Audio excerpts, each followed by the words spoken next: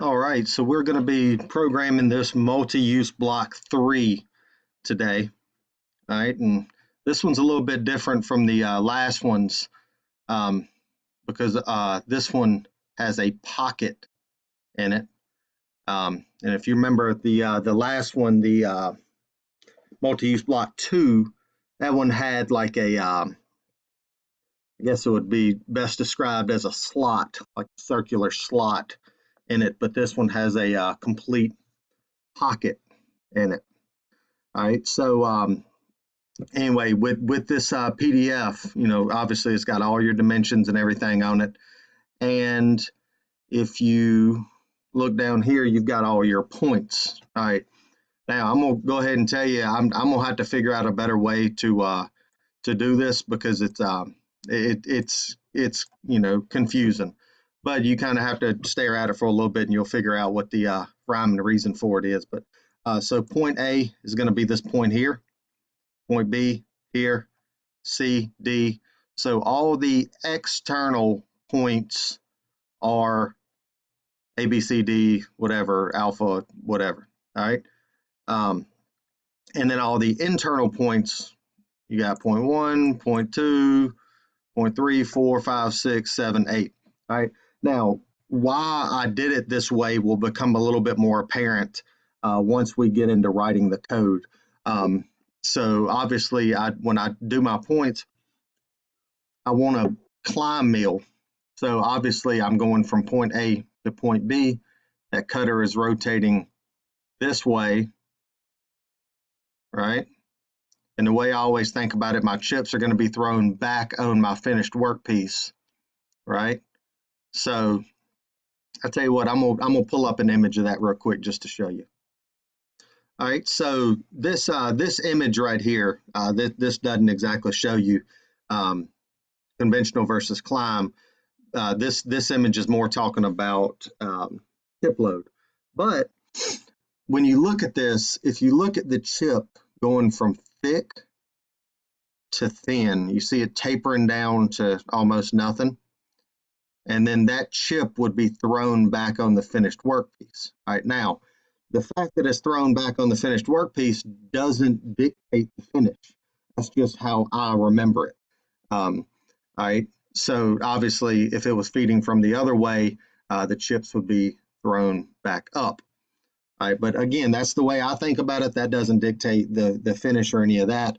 But when we get down here, all right, so if you look, conventional milling, it grabs the chip from the thinnest point and the chip gets thicker as it goes. So conventional milling, the chip goes from thin to thick. Climb milling, it goes from thick to thin. All right. A few more little images and things that'll kind of show you. See this one, I like this image because it shows the chips. You can see them throwing the chips back onto the finished workpiece. And this one, it's launching the chips back up. All right, conventional milling, that's typically what you do on a manual machine that does not have ball screws because it doesn't grab the slop, the backlash in the movement mechanism. I guess would be the easiest way to put that. But anyway, if you're but on machines with ball screws, almost all your CNC equipment, all that stuff, you're going to want to climb mill whenever possible. All right. So going back to this, so obviously we want our cutter. Our cutter is going to be rotating like this. So if we're cutting here, our chip's going to be thrown back on our finished workpiece. That's what we want. So we want to go point A, B, C, D, all the way around. All right.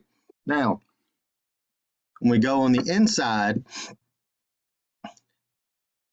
if our cutter's rotating this way, then we want to feed point 1, 2, 3, 4, all the way around.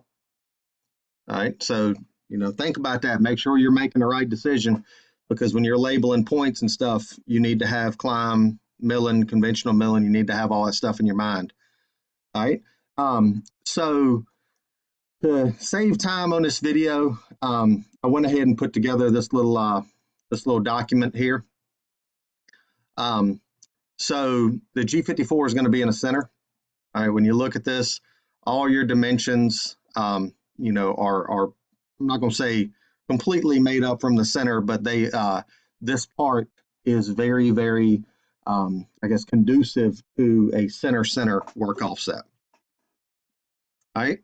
The part's symmetrical in both the x-axis and y-axis, so that makes your point plotting very, very easy. All right. Now, to keep from going through all this stuff, all right, I'm just going to do the first point. That's going to be this point right here. I'm just going to do this real quick. All right, so 3.25.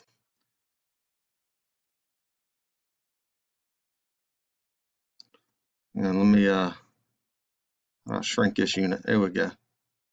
All right, so 3.25 divided by 2, 1.625. So from the center of my part over to here is going to be 1.625 in a negative direction. Okay. All right. But I'm looking for this point. So I need to subtract out this radius. And if you look, that radius is 250 thousandths.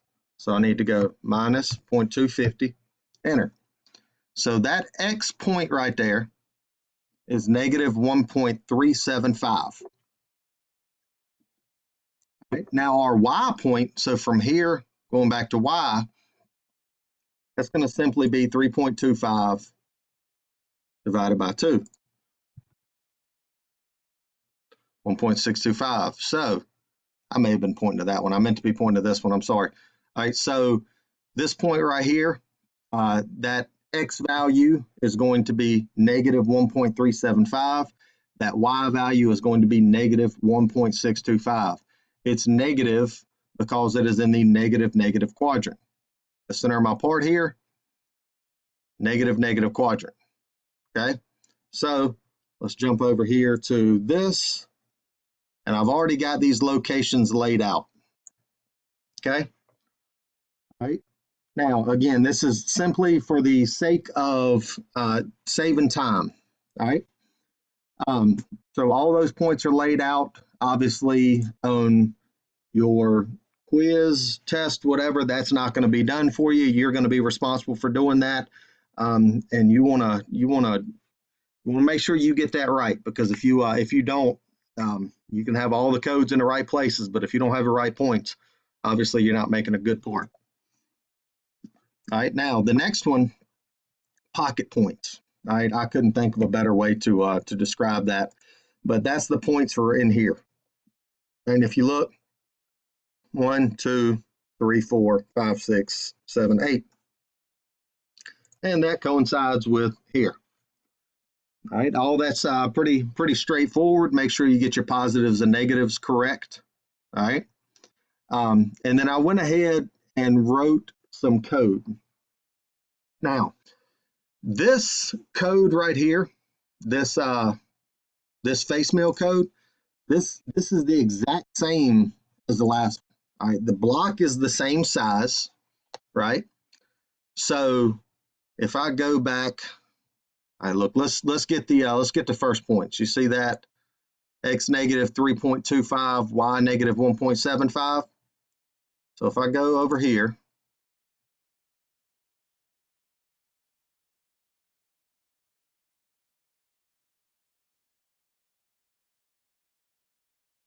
come on. I don't know why it does this junk.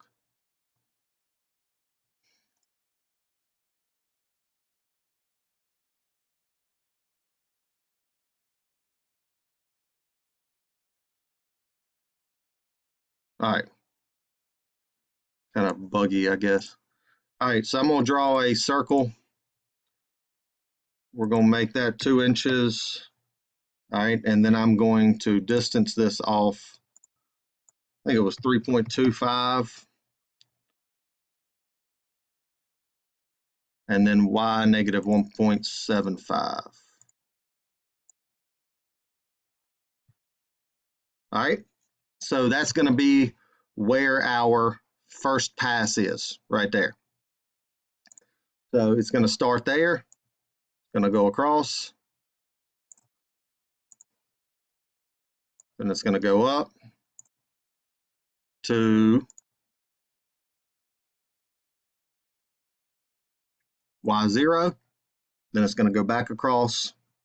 All right. Now, if you want a good description of what all we're doing in this code right here, I'm going to refer you back to a couple of the previous videos where we went a little bit more in depth on this face mill code. It's really pretty self-explanatory. Well, not self-explanatory, but it's more thoroughly explained in those videos. All right, and really want to move on to the meat and potatoes of this lecture here. All right. So one of the things that I want you to notice is I'm going to 25 thousandths above, and then I'm going to Z0. Okay. So that program,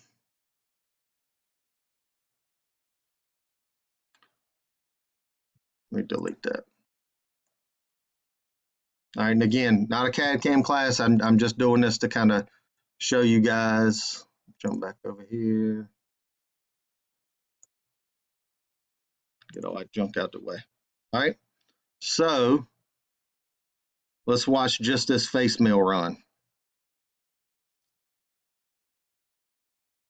I know that this isn't the exact any of that stuff. It's obviously on ours we started on the negative side, but just kind of showing you what's going on here.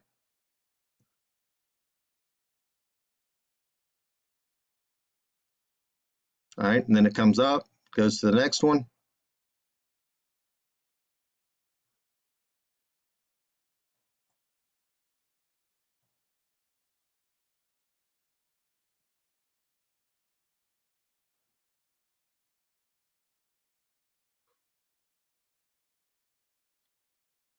All right, now it should go without saying, as our part gets bigger or smaller, these values would change. As our face mill diameter got bigger or smaller, these values would change. All right. Obviously, you don't want to start or stop the face mill when it's on the part. You want to make sure that you start way off the part, cut across, and stop off the part. Okay. I really, really hope that makes sense. All right.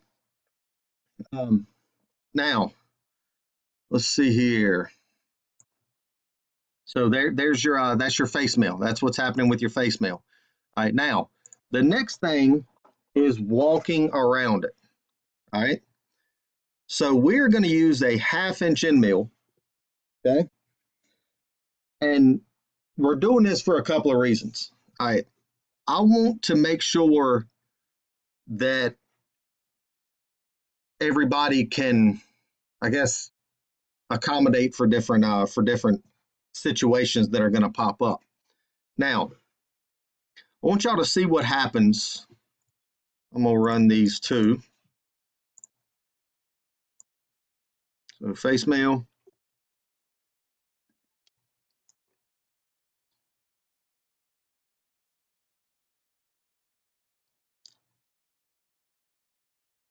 All right. Now, I want you to look at something. See those little ears? Obviously not on a print. All right. So that's not on a model, that's not on a print. We don't want those ears there. All right, so we need to get rid of those ears. Now, what can we do? Can I go in here and, pick a bigger tool? All right, just bear with me here. All right, let's just say flat end mill.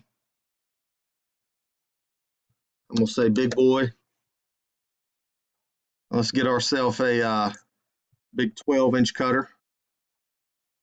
All right. All that stuff's good. Get you a big one.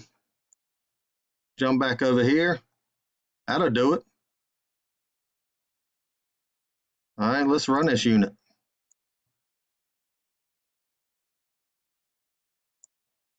There's your face mill. That'll clean it up. Yeah, that big boy. Now, obviously, that is not what we want to do, right?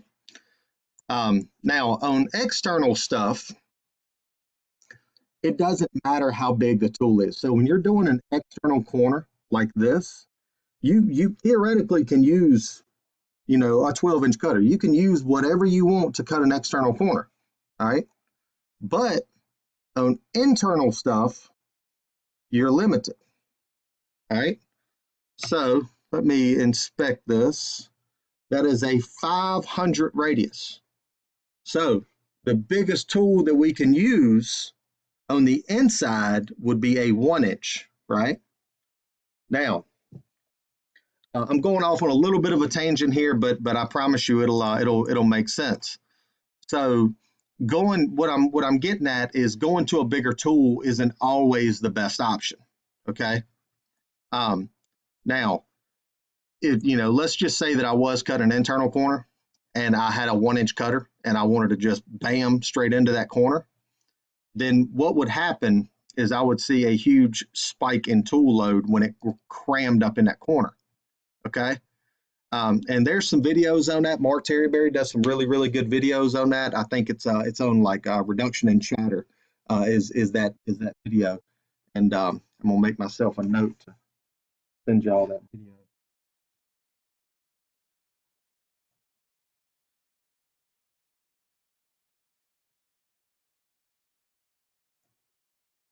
All right. So what you would want to do is use a slightly smaller cutter and actually walk around that corner. All right. Now that is a topic for another day, and we'll get to that. But what I'm saying here is for us on this corner, a 12-inch cutter is not going to work. Hang on.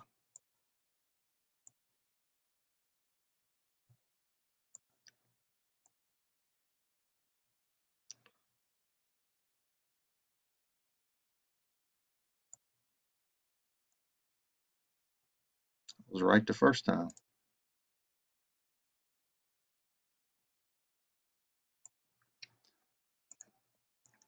All right. So what can we do? All right. What can we do to eliminate this? It's going to look weird because it's still got material on the top. What can we do to eliminate these ears? All right. We can lie to the machine and tell it that the tool is bigger. All right. So if we do that, if we lie to the machine and tell it that the tool is bigger. All right, let me draw something to show that to you. I'm gonna pause it. All right, so I just drew these two circles with one of them in the middle being 500 thousandths in diameter, and then this outer one being 800. So what we're going to do here is we're going to load up a 500 thousandths tool, so a 1/2-inch end mill, but we're going to tell the machine that the diameter of it is 800. So what that's going to do is when we're going to start out here, we're going to ramp in, and keep in mind the machine thinks that the tool is 800 thousandths in diameter. So it's going to go, it's snapping on me, but it's going to go like that. But I want you to focus your attention here at what this end mill is doing. So then it's going to drive, what is this? Knew it.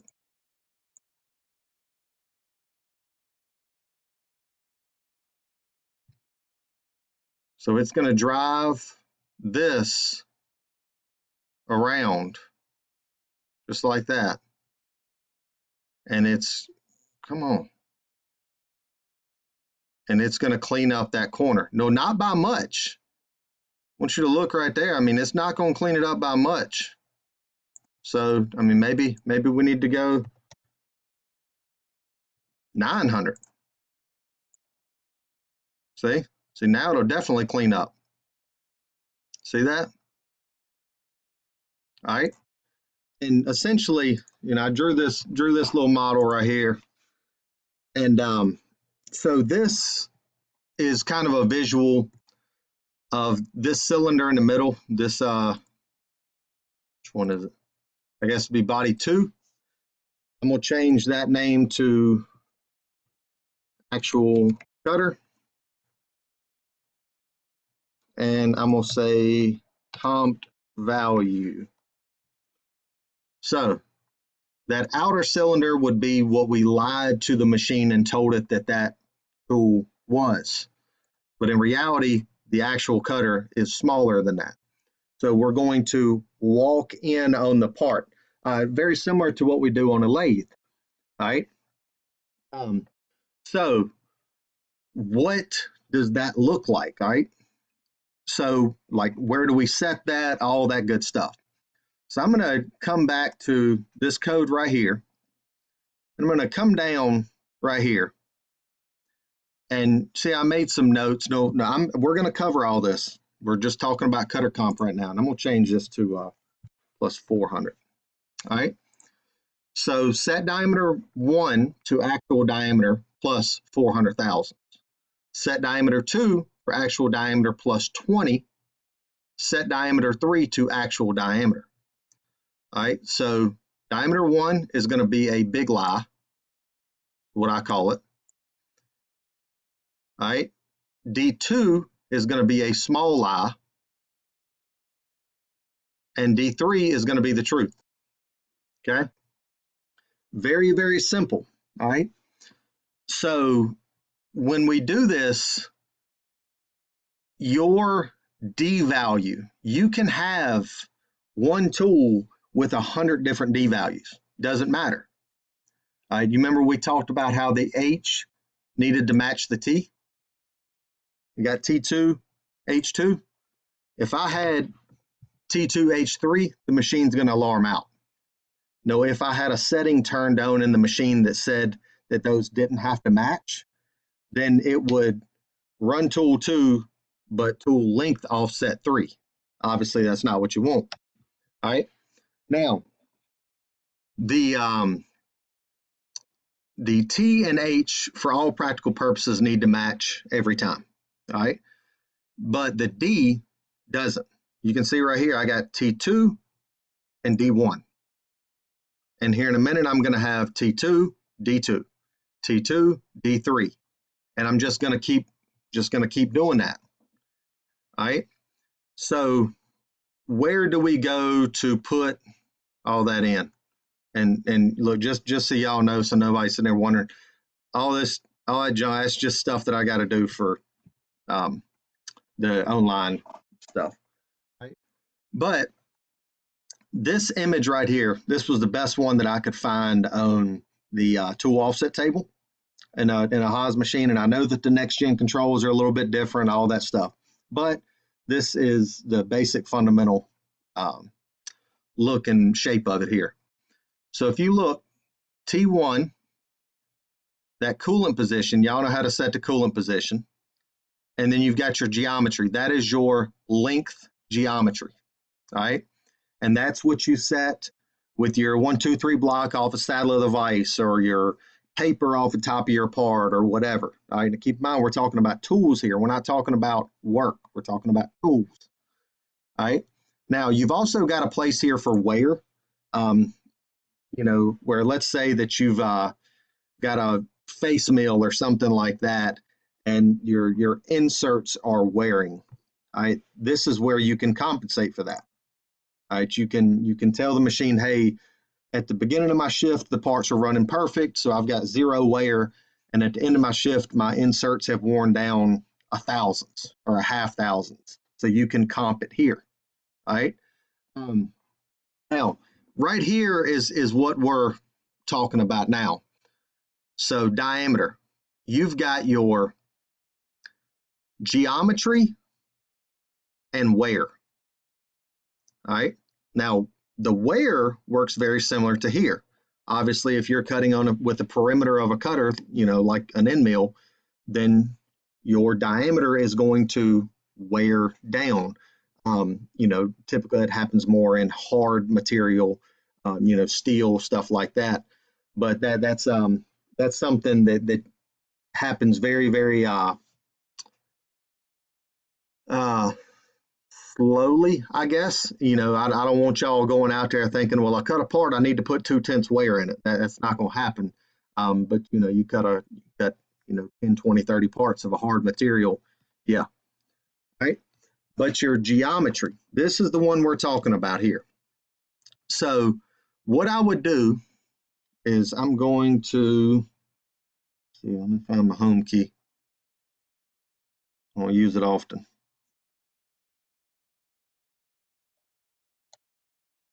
Well, it doesn't work. All right, hang on. So up here where I said diameter 1, all that stuff, give me a second. Let me do this.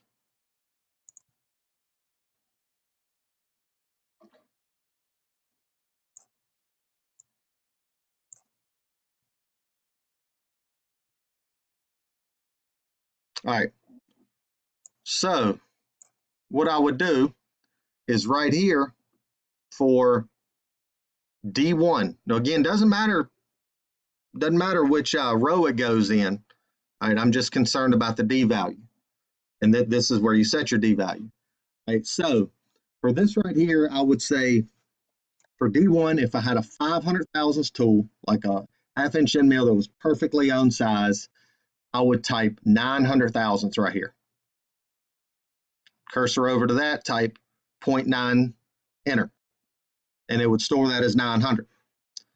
Then I would come down here to this one, and I would say 0.52, enter. And then down here, I would go 0.500 or 0.5, enter, done. And I always clear these out. I don't use wear much, but I also don't cut a whole lot of hardened material. But anyway, that's where you set all this, okay? Now, the reason I included this section, I thought about cutting this off, but the reason I included this is I don't want anybody to think that anything is driven by these, right? These here, geometry, all this stuff, that actually alters your program.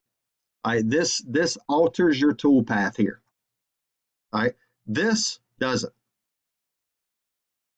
Okay, so if you go in here and you type that your tool has 4 flutes, all right, now, unless there's something crazy inside of these highs controls that I'm not 100% sure of, I don't think the flute count and all that stuff matters unless you are using that kind of heads up display that shows you your chip load.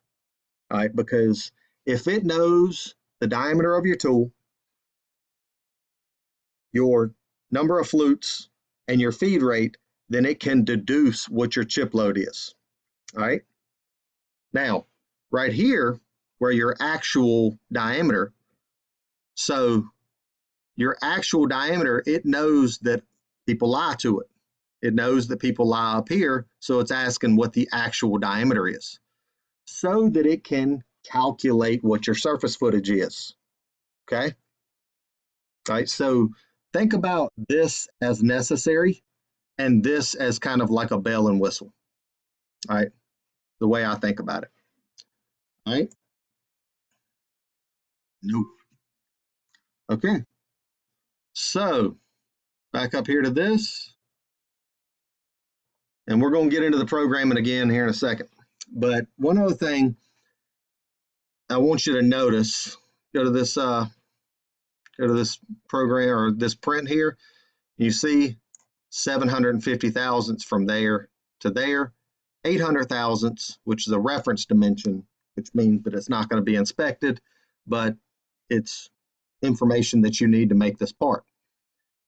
All right. So, and actually that one should probably be a reference dimension as well. But anyway, the, let's see. Oh, so from here to here is 50 thousandths. Jump over here to Fusion.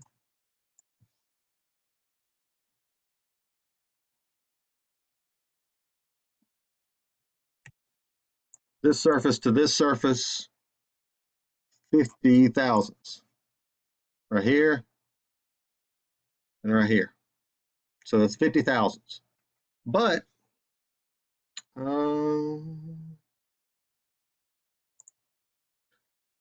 why am I only going to 45? I'm only going to 45 thousandths instead of 50. All right. And that is because this is a roughing pass. Now, I know that we're only taking 50 thousandths. I know that we got a 1/2 inch end mill. I know that this is just aluminum. I know all that stuff, but I want to teach you guys the right way of doing this. And I feel like, right now in your programming career is a good time to be talking about this. So we are leaving material on the deck, all right, what I call the deck. So I'll come over here and I'm going to run these first two.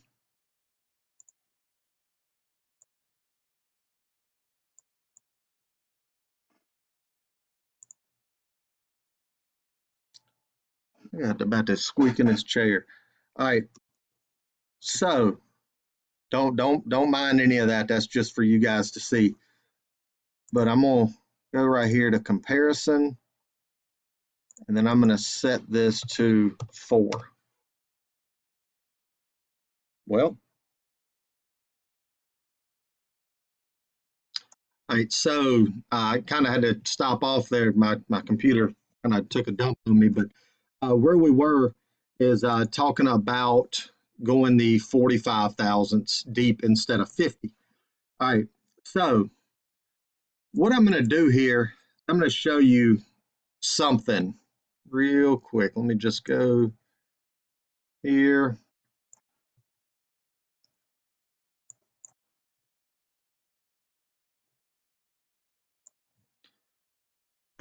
All right, so I'm going to simulate these two. No, I'm doing this a lot, but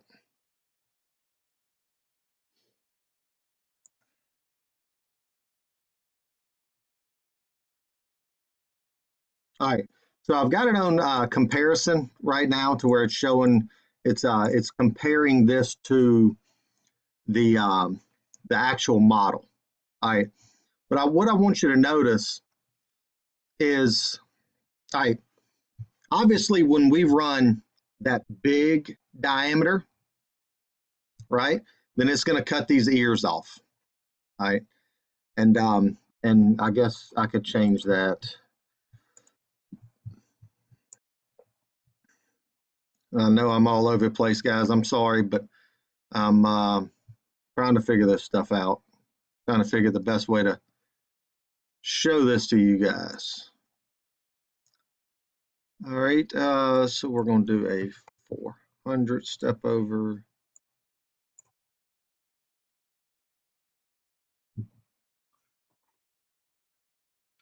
That is not a 400 step over, but oh well. So the first pass is gonna, let me just do this. Suppress this one for now.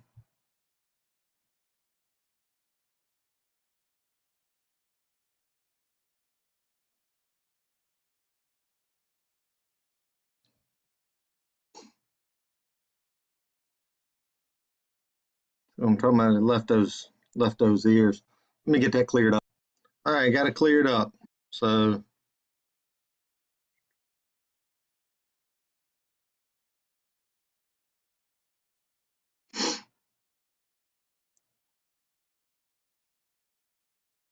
this is what it's going to look like after our face mill, diameter 1 run, diameter 2 run. All right, so this is what it's going to look like.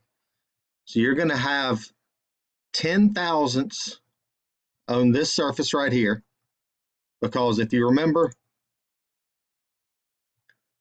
our D1 was plus 400. That was to cut the ears. Right here, diameter 2, that's to cut close to net. All right. So that's going to be right there. That's what's going to control this. All right. And the 45 thousandths, that's what's going to control this right here. That's what's going to control that amount of material that's left on there. And that should be, well, do it again. All right, but anyway, so we're going to leave some material on the deck. We're going to leave some material on the sides.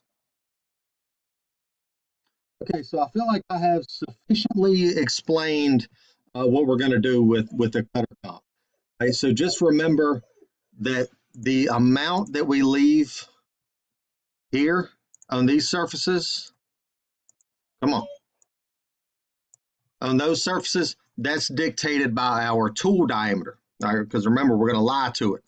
But the material that's left on this surface, that's dictated by this Z value right there. Okay?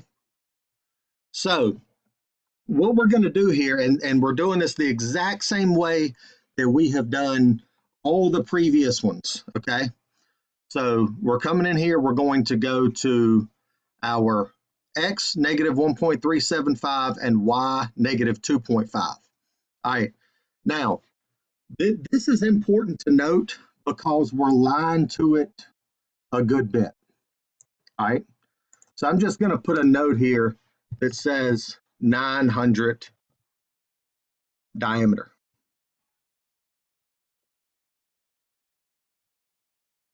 There we go. That's the one. All right.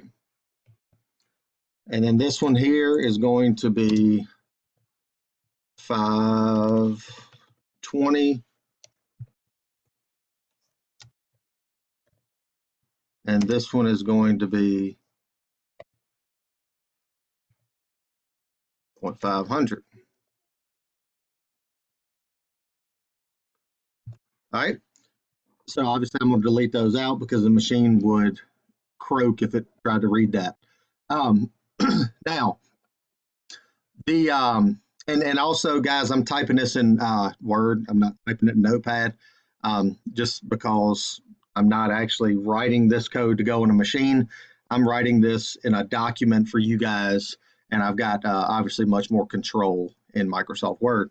But so when we're comping own, you know, we talked about the comp value back in one of the or I think both previous lectures.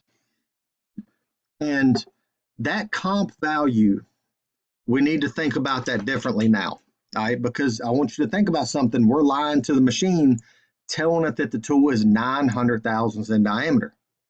So our minimum comp value is going to be 451 thousandths, meaning, come back over here, I think it was this one.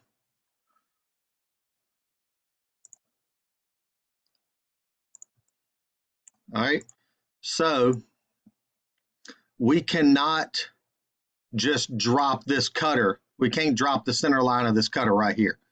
We need to come out and ramp in, and that amount, so this amount right here, so from here to here, come on. Why is it doing me like this? Oh, because I'm not in the sketch.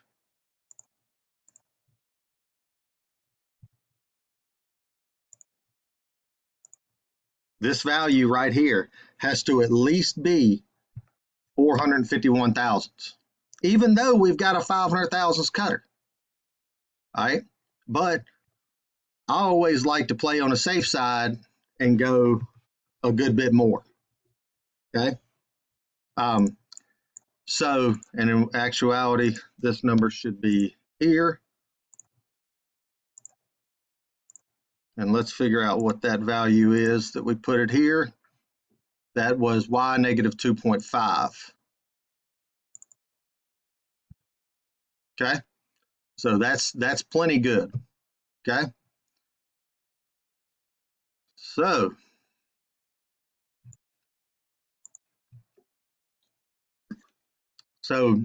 we are staging the tool here. So in line with our X of point A and way off the part in Y. We cut the spindle on, all right, all that good stuff, all that stuff is the same. I'm going to Z, negative 45 thousandths at 5.745 inches a minute. Then I'm cutting on cutter comp, G41, but I'm using D1, using D1. I'm going to that Y 1.625. So the tool is way off the part. It's coming down to 45 thousandths, engaging cutter comp and going to the first point, and then it's simply going to walk around. Okay, that's all it's going to do, and then it's going to ramp off. All right, now again, I'm not going to spend a whole lot of time on this because you guys have already done this. All right, we've talked about this in the previous videos, and if this is confusing to you, then go back and watch those videos to figure that out a little bit better. All right. Now, here's the beauty in comping this way. Okay. So obviously I ran it with D1 when it thought that the tool was 900 thousandths in diameter. So now this part is like massively oversized, right? It's oversized. It's got 200 thousandths extra material on all surfaces. Oh, not all surfaces, on the walls. All right, it's only got 5 extra material in the Z, but it's got 200 thousandths extra on the wall surfaces. All right, so we need to run it with this one. All right, so what I'm going to do is I'm going to grab all this, I'm going to copy it, and you can do this right there on the controller with F2. All right, and I'm going to put myself a note. I'm going to say start small lie. I'm going to paste it. Okay, so give myself some space here. So start small lie, and actually I'm going to change this to Z.25. I'm going to leave that coolant on. Okay, and then I'm going to delete that because it's already in Rapid. Obviously, Rapid's a modal code. Delete all this because the spindle's already turning. I'm going to delete all of that. Actually, look, I'm going to backtrack a little bit. Let's play it really safe here. And then here, I'm going to put Z.25. So it ran that first profile, picked it up to 1 inch above the top of the part, repositioned to the original start point, Rapid's back down to 250 thousandths above the top of the part, and then it feeds down. All right, you don't want to feed at 5 inches a minute from 1 inch above the top of the part. And you're going to sit there for what feels like 20 minutes watching that tool cut air, right? So all I've got to do from here is that. That's it. Just change that D2, and now it will completely alter that code and cut it and leave 10 thousandths on each surface. Okay? Now, I'm going to leave this in here. I'm going to leave that Z6M9 in there because what I'm going to want to do is this. I'm going to grab this whole deal right here because now we're going to be doing the finishing. Get down here to a new page. Keep it clean. And then I'm going to say start actual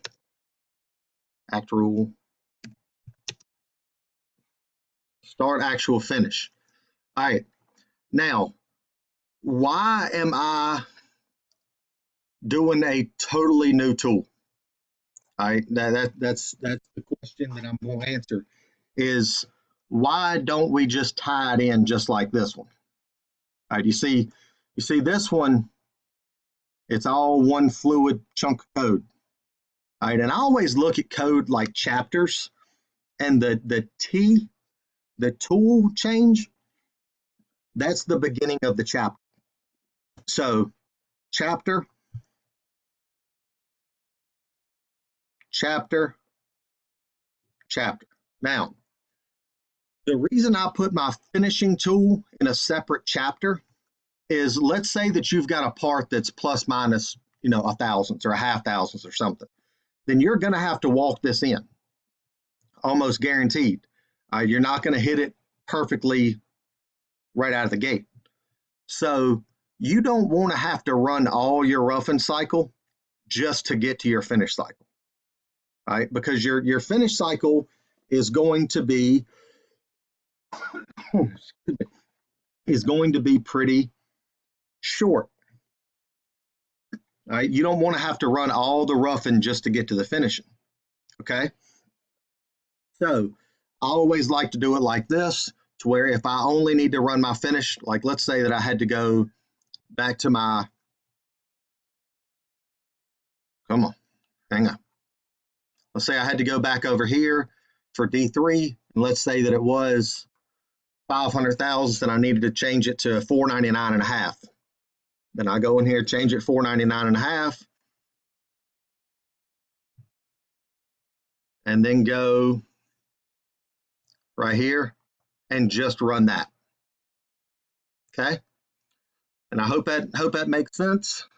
So I think we're going to have a fresh feed rate and all that stuff.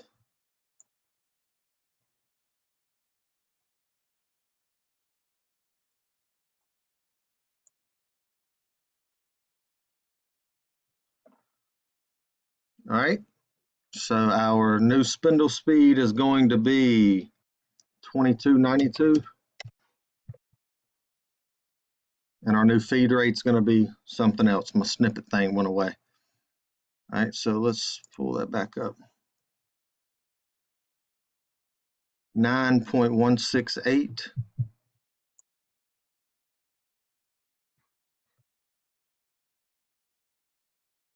And half of that is something. I don't feel like doing it. 4.584. Okay, so now we got our fresh feed rates loaded in, spindle speeds, all that stuff. All right, so a couple things we need to change here. We need to change this to 50 to the correct depth. And if you want to put yourself a note in here that says cut to net. All right. And then I'm going to leave D1. All right, because again, we need to finish those little ears on the side too. All right, so I'm going to leave D1, and then I'm going to just grab that. Actually, it might be easier for me to just grab this. Copy. All right, then I'm going to say cut walls to net. Okay, change this to 50. Change this to D3. All right, and that should be it. Should be it for walking around it. So we've roughed it here with a big lie first and left material on the deck. Then we did a small lie with material on the deck. Then we went down here, went to the correct Z depth with a big lie to cut those little ears off. And then we ran it again to cut the walls to net at the correct depth. So now that section is done. I'm just going to put a note in here that says outside work done. Okay. All right, so the next thing we need to do is start looking at the inside. All right, so this thing is 2.25 wide. And again, these internal radii are 500 thousandths. So technically, the biggest tool that we can use is going to be a 1-inch cutter. All right, but we're not going to use a 1-inch cutter because that would mean that the tools cram into the corners, that the tool crams into the corners, and we don't want that. We want a nice fluid, okay? We want some G2s and G3s in here. We don't just want it to G1, G1, G1, G1, all right? So we're going to use that same 1/2-inch cutter. And just so y'all know, for these internal corners like this, you want to use the biggest tool possible, all right? And if we were making, 1,000 of these, I'm sure we would get, some sort of 7/8 cutter or 3/4 inch cutter, something like that. But just to keep it simple, we're going to do a 1/2 inch, just to kind of keep everything simple, all right? So let me show you over here. I drew this up. Let me unsuppress this.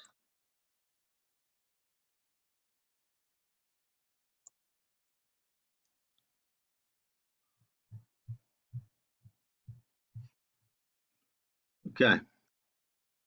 Holy, all right. Turn off comparison so it's not. Okay. So face mill and all that. All right. So I'm not super concerned about that, about updating that, because I feel like we've beat that horse enough. But I want you to look at what would happen if we just came in here. All right, let me make things a little bit easier here. All right.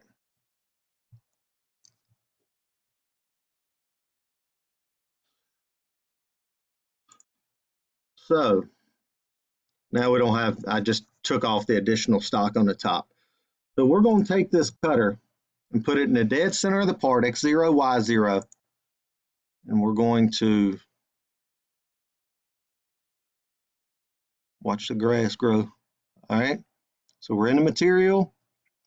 Then we're going to ramp up to this wall. This is going to be our ramp line, our G41 line. We'll come over.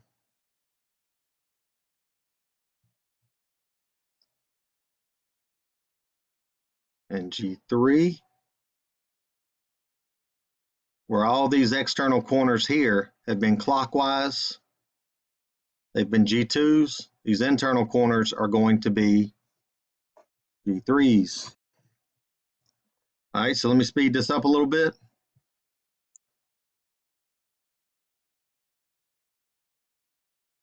Okay, now we got to get that material out of there. All right, a couple of ways that we can do this. We could go in and just, hog it out, right? And a lot of people you'll see doing a G13, which is a circular interpolation can cycle, where you just kind of set your step overs and all that stuff. But I would prefer to, for lack of a better term, stick right this, right? Just to kind of get you guys used to working with the numbers and all that stuff. So, so let me put together a little graphic to illustrate that. All right, so just kind of chunk this together here. Of course, it's going to constrain on me here at the last second, but all right. So this is going to be our tool right here. And we're not going to do the big lie on this one. We're just going to do the small lie and then the truth on this one. So we're just going to use D2 and D3. All right. So what I'm thinking we should do, what's going to be the easiest, is if we take this cutter and drop it right there, X0, Y0, then we cut on comp, and then we go to this surface right here. No, that's not really a surface. That's just something I drew to illustrate. All right. And then we go over here to this one, this one, this one. No, keep in mind, we're using comp here. So we're going to the outside of the tool. We're not going to the center line. All right. This is not what we're doing. You understand? That's not what we're doing. We're going to the edge of the tool. Like here, here, here. This is going to be a very, very small cut here. It's not much happening here. And then we're going to come back here, then go to the next step out. Here, here, here, here, come back, then go to the next step out, here, here, go all the way around, and then we'll go to our actual numbers. Okay, then that's to get all that meat out of the middle. All right, so what is that going to look like? So first things first, and look, guys, I know that y'all are not going to have Fusion when you're writing this, but you just need to think about how are you going to get this material out. All right, so just think about how far can you step over. Obviously, I can't go from this step right here. I can't go here and then up here to this one. Well, I guess, no, it wouldn't clean up. Well, be close. I guess it would clean up. But we're just going to play it safe, all right? So this one right here, look, just to kind of show y'all, that line right there is 750 thousandths wide. So I'm going to go up to Y positive 0.375, then go to X negative 375, Y negative 375, X positive 375, Y positive 375, back to X0, up, just like that, okay? All right, so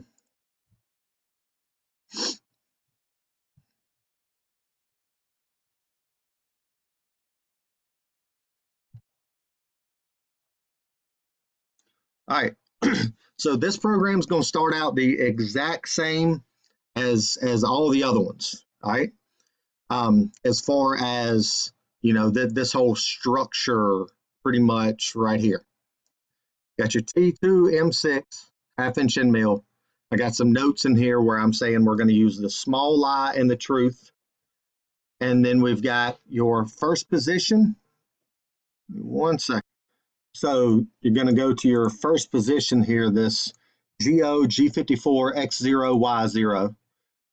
Cut to spindle alone, 1910 RPM M3. All right. So RPM 1910 M3 spindle forward. All right. All this is normal stuff that we've been doing. G43H2. We're going to read the height offset for tool 2. Wrap it to 5 inches above the top of the part, and cut the coolant up. Then we're going to go to 1/4 inch above the top of the part, because again, we don't want to feed from 5 inches or 1 inch or any of that. We want to feed from a little bit closer to the part, all right? Because again, we're only going to be cutting 7 inches a minute. It's going to be ridiculously slow, not ridiculously slow, really slow. All right. And then again, I've got some notes in here. It says begin cutout core. And guys, when y'all are writing this code, leave yourself as many notes as you possibly can. All right. Obviously, if you don't need them, don't just put stuff there for sake of putting it there. But if you can give yourself a note to help you in the future or help you diagnose problems, if there are problems, then by all means do it. All right. Put it in parentheses. Whatever you want to put in there, doesn't cost you anything. All right, so after I get down into my work, all right, then I'm going to go G41. I'm going to cut on cutter comp, all right, and then I'm going to use D2, which again was my small lie. So it's going to think that my tool is 520 thousandths in diameter. All right. Then I'm going to go to Y 0.375, which remember we talked about that. Going to go to Y 375 at 15 inches a minute. So we start out in the center, start out here. Hang on. Start out here, and then we go up here. So the tool's not actually going to move much at all. It's going to go from here to here. Then it's going to go over here, here, here. So I mean, this is going to happen really fast. All right. So no, again, if we did not have G41 in there, if we did not have cutter comp, what it would do is this. Hold on a second. Oh, crap. Man. Good Lord, all those constraints.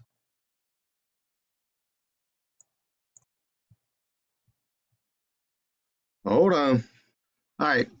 So we're going to put our tool here in the center, and then we're going to go up. Now, if we did not have cutter comp, this is what it would do. To the center line of the cutter. You understand? So that's what it would do. But that's not what we want. We want to cut here to here to here to here. All right. I'm not saying it's the most efficient, but you know, I feel like it's easy to digest. All right. So right over here. So there's my G41. So that's my tool in the center going up to that first edge. Now, it's actually going to leave some material on.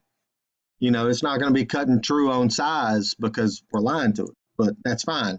That's well within reason. All right. It's going to go to Y375. Then it's going to go over to X negative 375. Y negative 375. So we went up, over, down. Then we're going to go to positive 375.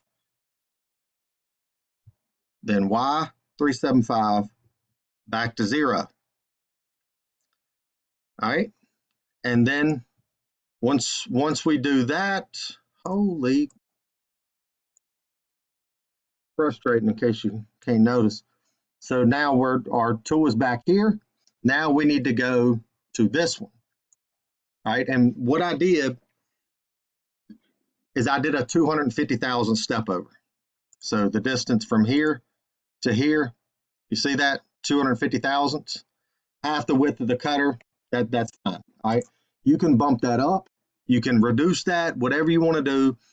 That is our radial step over. All right. So our radial step over is going to be 250 thousandths.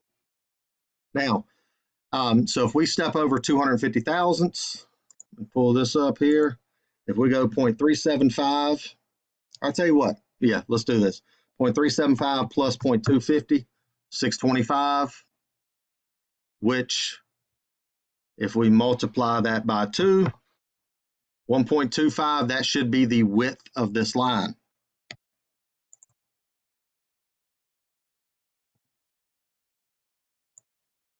$1.25. All right. Pretty simple stuff there. All right, so we're back to 0. Then we're going to go to Y positive 625, X negative 625, Y negative, X positive, Y positive, back to 0. Okay. So that little chunk right there. All right. So this was our small cut here. This is our medium cut. So again, we got another 250,000 step over. Okay. So now I'm going to go up here to this one like that. just like that. And we're going to come back. All right. So 625 thousandths, 0.625 plus 0.25, 875. So then I'm basically doing the same thing with just the new numbers. All right.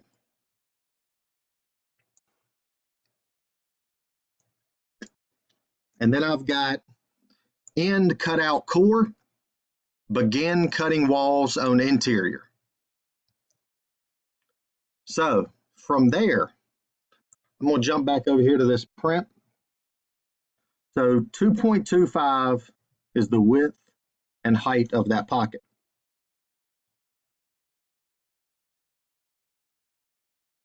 All right, 2.25 divided by 2, 1.25. So that surface right there is 1.125 from the center of the part. Same here, same here, same here. All right, and those points are very easy to find. Just remember that they are 1/2 inch radii. Okay. So going back over here. So I'm going to go up to Y 1.125. So I'm going to go up. Then I'm going to go over to X negative 0.625. So I was here. I went here. Then I went to 0.1. You see now why I named it 0.1? So here to here to here. And then I'm going to start doing these G3s and G1s. Oh, I did G2s. That ain't right.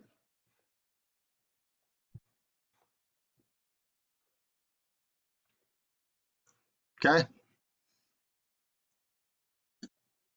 So then we walk around that. And one of the things, like if you look right here, you see how I went to X0 before I went up? So, wow. So I went here, here, da da da da da. All right, and then I went up. All right. Well, I don't want to do that on my actual finish because roughing doesn't matter. You're not concerned about the finish on roughing, really. All right, but up here, so I'm walking all the way around, all that stuff, walking all the way around, but I don't want to stop on the same spot that I started on. All right, and that's a good rule of thumb. All right, you always want to overshoot by however much you determine. All right, now me, I like working with the same numbers, and I also like coming out of a cut in some sort of junction. All right, and what I mean by a junction is some point. So like that would be a point, that would be a point, right? So these are the places that I would, you know, potentially want to come out of a cut. Not doing that one because it's hidden. All right. I don't want to come out in the middle of this line because it's going to leave you with a little weird spot. And in my program, I put, I couldn't think of a better way to word it. So I said overshoot start point to avoid weird place on finish. All right. Weird place. Made sense to me. So I overshoot that start point because remember we started at X0, but I overshoot that and go to X negative 0.625. So I go to this point, just like that. Okay. Now, then from there, I cut off cutter comp. I go G40 and then I go X0, Y0. So my tool was going to be,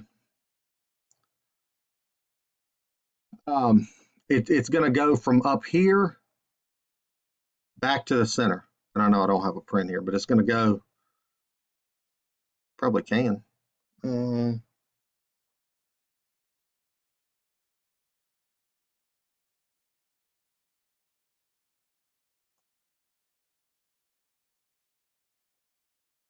All right, so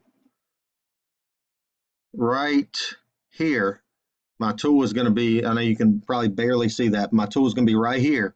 And then when I go G40, I'm coming back to X0, Y0. All right. So then I just wrap it up and I cut the coolant off. So that tool, that roughing is done. All right, so I've got 5 thousandths on the deck, because remember we only went to 45. And then I've got 10 thousandths on all the sides because we use D2.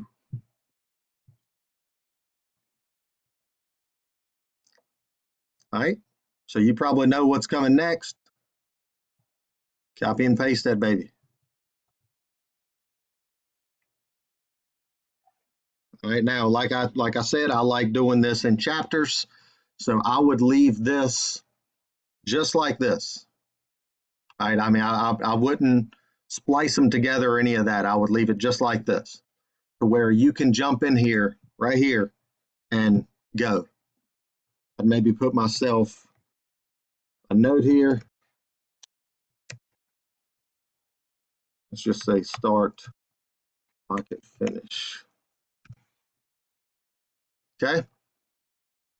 So I'm going to have some fresh feed rates.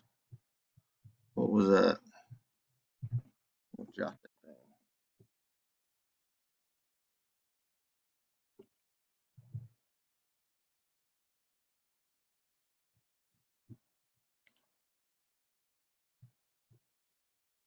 All right. Because again, we're going from roughing to finishing.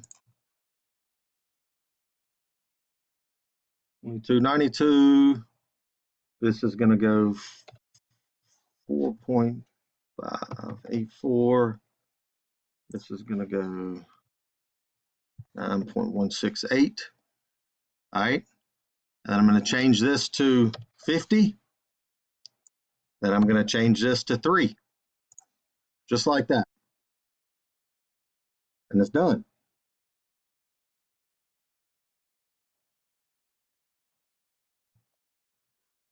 Okay. So after that, this part is complete. So what I'm going to do is I'm going to go in here and I'm going to say, I'm going to carry that to 6. Just get it way up and out. All right. Then I'm going to say G53, Y0, Z0, which is going to carry the table all the way to me, and it's going to carry the spindle all the way up. All right. And then I'm going to do an M5, which will cut the spindle off. All right. No, that's not absolutely necessary, but it's a good habit to get into, because when it reads an M30, it's going to cut the spindle off anyway. No, hey, here's a neat little trick that you guys may use at some point in your career. If you have a job that you're running repetitively, and you have a tool that has a tendency to break, right? Like, let's say that you got a job that's got a 440 tapped hole in it, right? And let's say that tap breaks on every 10th part or whatever. Or let's say that you're worried that it's going to break. Right? So obviously you're going to look at every part when it comes out to make sure that it doesn't have a broke tap. Right? But what about the next guy on the next shift? All right, is he going to look? All right.